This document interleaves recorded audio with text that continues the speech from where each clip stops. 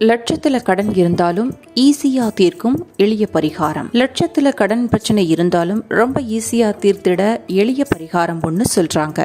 ஆமாங்க, நிஜமாகவே உங்களுடைய அத்தனை கடன் பிரச்சனைகளையும் தீர்த்து வைக்கிற எளிய பரிகாரம் ஒன்று இருக்குதான். அதுக்கு 2 விஷயம்தான் ரொம்ப முக்கியம். அந்த கடனை அடைச்சு விடணும்னு நீங்க முழு மனசோட செயல்ல இறங்கணும். அப்புறம் அந்த பரிகாரத்திற்கு சரியான நாள் செவ்வாய்க்கிழமையா. செவ்வாய்க்கிழமைகள் பொதுவாக அம்பிகைக்கு உகந்த நாள். நவக்கிரகங்களுள் மிகச்சிறந்தது செவ்வாய்தான். இது மங்களகரமான கிரகம். செவ்வாய்க்கிழமை அன்று எதையும் செய்ய விரும்பாதவர்கள் வாழ்க்கையில் முழு பலனை அனுபவிக்கவே முடியாது என்றும் சொல்வதுண்டு. முருகப்பெருமானுக்கு உகந்த நாள் செவ்வாய்க்கிழமைதான்.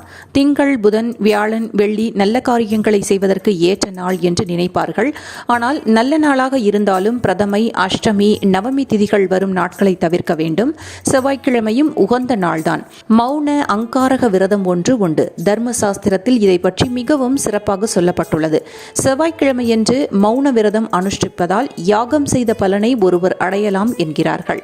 அதாவது செவ்வாய்க்கிழமையன்று எந்த ஒரு தர்க்கத்திலும் ஈடுபடக்கூடாது. அப்படி விவாதம் செய்தால் அது நிச்சயம் தீமையில் சென்று முடியும்.